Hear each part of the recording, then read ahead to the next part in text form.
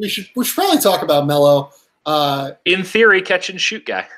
Shout out M-Grads for breaking the Carmelo Anthony news that, like, apparently he's played his last game with the Houston Rockets.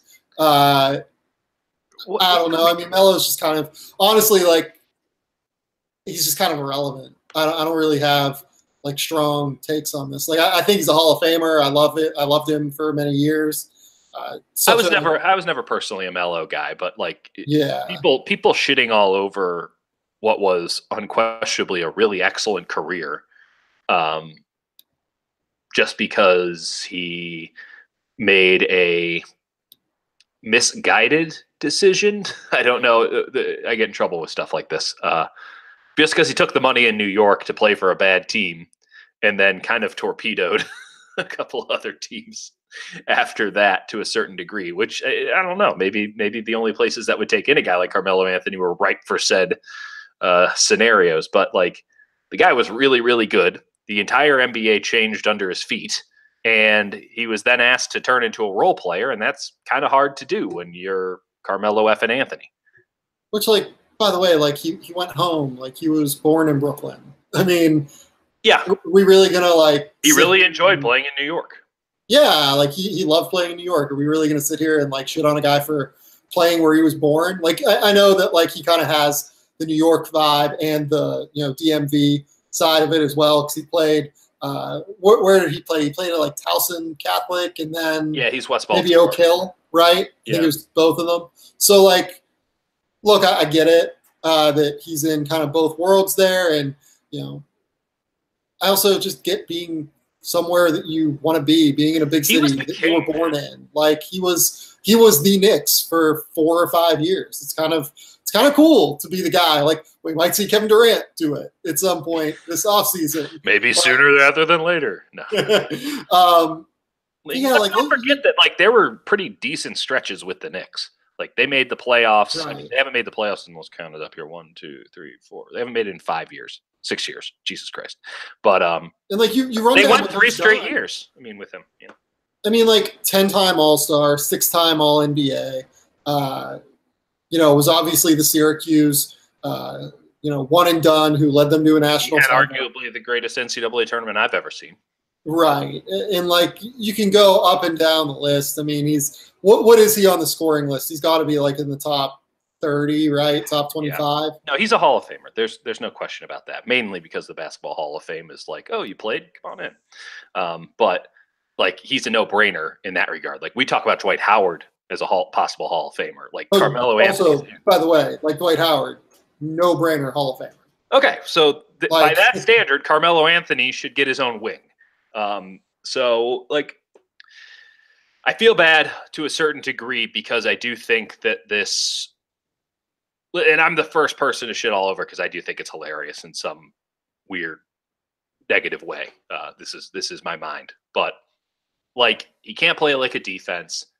His game doesn't really translate unless he wants to pare it down to a kind of extreme level, which is difficult for him to do if you still think that you can be the dude.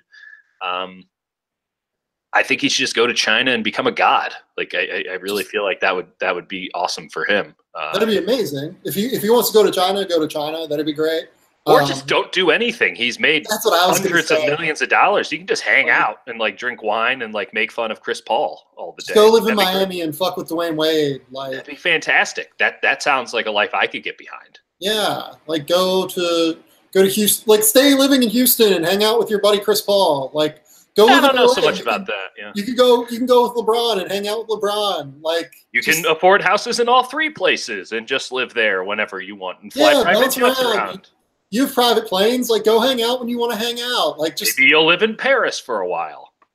Just, like, have fun with your kids. Have fun with your buddies. Go.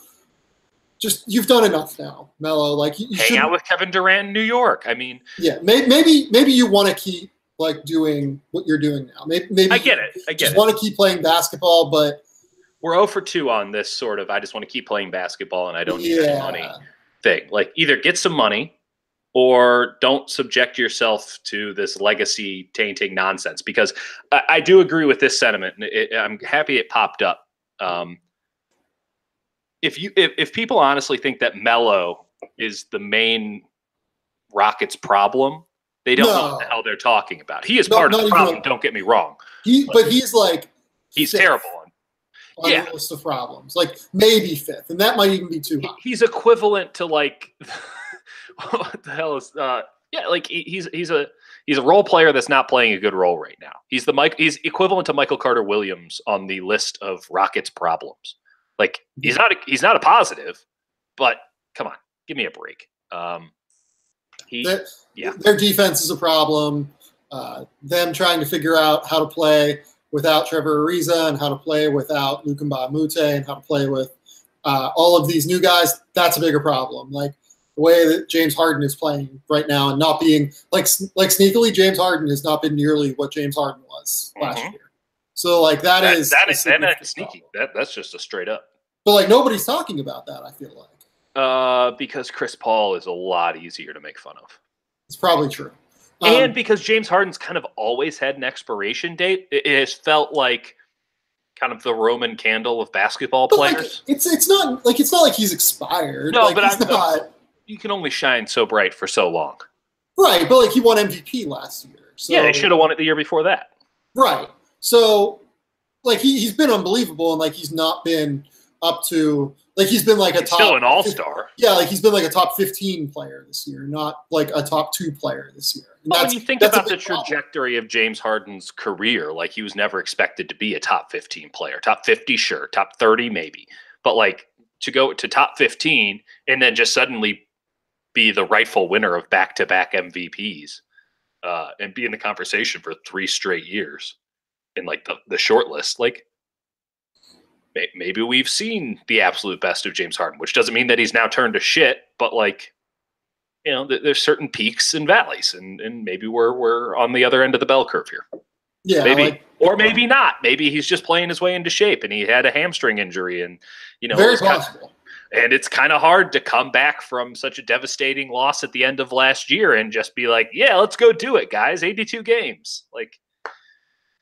Yeah, and again, like, look, we're not like shitting on James Harden's performance. Like he's still been absolutely fine. He's just not been as good.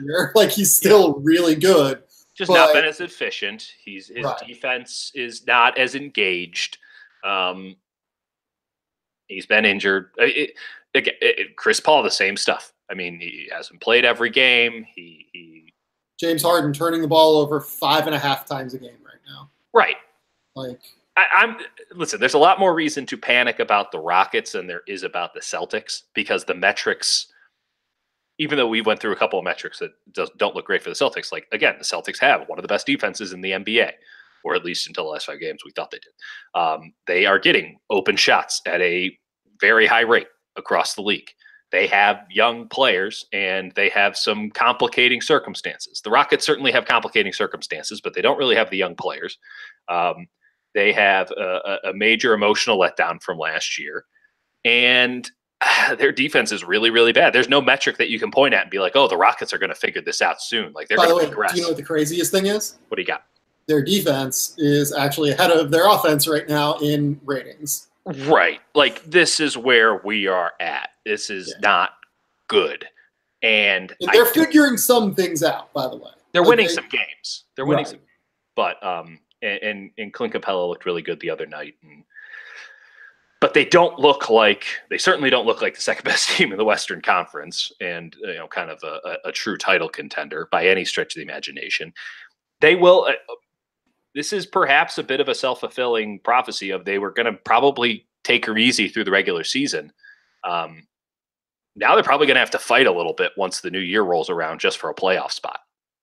They're in position now, but with the amount of teams out there that are going to be around 500 in the Western Conference, meaning pretty much everyone but the Warriors, if it shapes out the way I think it will shape out, they're going to have to scrap. I mean, they're half a game up on the Mavericks, you know, and 3 games up on the Suns. They have a worse record than the Lakers. Like, there's going to be a lot of teams fighting for spots 2 through 8 in the Western Conference. So the Rockets are assured of nothing. Yeah, like the Rockets just aren't good enough talent-wise to coast. Right, but they have great players, but like they can't coast to a top 4 seed in the West. By the way, Draymond Green is sitting out tonight's game against the Hawks. Of course he is. He has a foot injury and it's a back-to-back, but of course he is. Yeah, like it's just going to keep compounding upon itself. It's just going to keep. Oh, thank goodness. Feeding itself, because that's the way that the narrative goes in this. I do love a good narrative. This is a sad narrative, though.